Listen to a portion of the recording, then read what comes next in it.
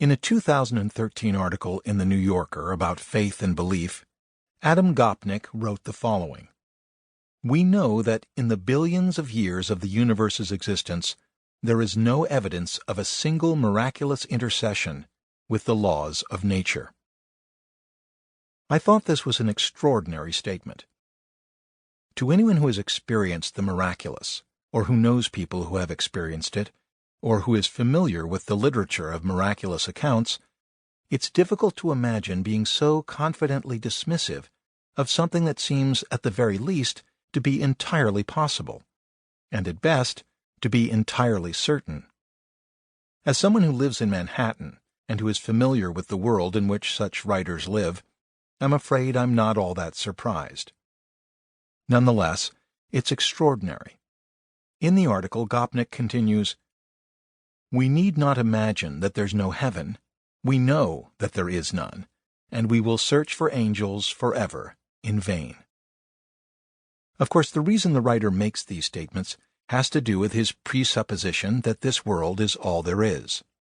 That way of seeing the world dismisses outright any possibility of anything beyond the material world of time and space. It can be summed up in the words of the late Carl Sagan, who glumly intoned, "The cosmos is all there is, and all there ever will be." He tried to put some hopeful English on this bleak equation by observing that we were made of the same material as the stars, as if being composed of the same elements as distant balls of burning gas could be a poetic consolation to us. Of course, the word stars carries with it the connotation of magic and wish fulfillment. But why trade on that when one is saying that there is nothing beyond the material world, and therefore such things as magic and miracles and wishes do not exist and should be abandoned? And if we are not more than aggregates of the elements on the periodic table, why should we want that poetic consolation? Isn't playing to that desire a contradiction of the main point? Is Dr. Sagan trying to have it both ways, and therefore hedging his bet? Or is he simply catering to a television audience by fudging the paralyzing bleakness of what he is saying?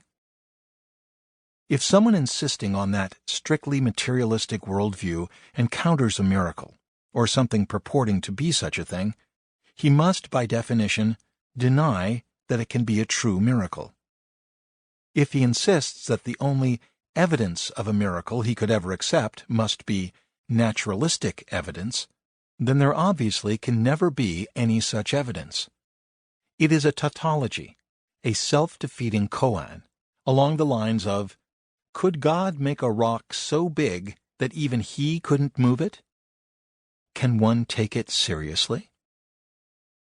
The second part of this book contains a host of stories that are, if not some kind of evidence for miracles, then what? What does the listener make of them?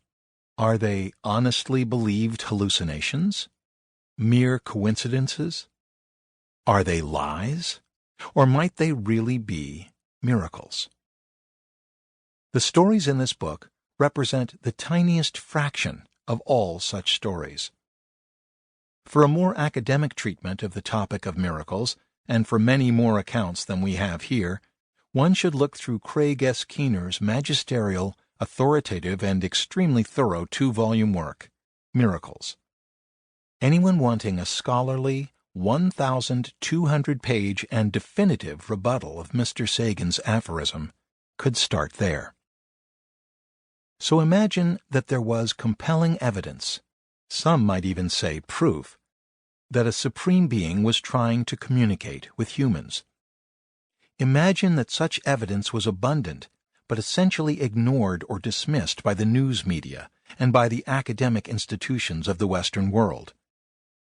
Would that constitute a conspiracy? Some would say that it would. The author of this book would not. But wouldn't it be scandalous nonetheless? If you're wondering where that evidence is, this book means to present some of it for the listener's consideration. Whether one believes in miracles or the miraculous has mostly to do with the presuppositions one brings to the subject. What presuppositions do we have in asking whether there might be something beyond the natural world? All of us have presuppositions about the nature of things, about whether something can be beyond what we experience with our five senses. Sometimes our presuppositions are the result of our education, but they are just as often determined by, or at least partly the result of, our upbringing and the culture in which we were raised. When I was growing up, no one I knew talked about miracles much, if at all. The church we went to every Sunday in New York City, in Corona, Queens, was not a place where priests discussed miracles. Miracles were something that happened a long time ago, if they ever had really happened. But if they had happened back then, why they didn't still happen was not something anyone ever questioned or spoke about either. It was just a sort of sad truth that everyone acknowledged in how they behaved, in how they didn't talk about the possibilities of miracles. Our not talking about it was part of the larger sadness. But that sadness was just part of the way things were, as far as we all knew.